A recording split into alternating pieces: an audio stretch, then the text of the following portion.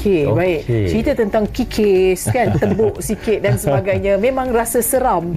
Baik. Tapi doktor, saya dan kita nak tahu bila doktor kata yalah kikis, lubangkan sikit dan sebagainya, bawa keluar selaput dan sebagainya. Sebenarnya saiz radang itu lebih kurang berapa cm, berapa inci yang boleh digambarkan? Dia besar ke kecil? Bukan nak katakan saiz. Dia keseluruhan kapsul pada sendi tu yang radang. Jadi kita kena buka balik kapsul tu dengan potongnya. Dengan selepas potong tu baru dia boleh angkat dia punya bahu dia tu.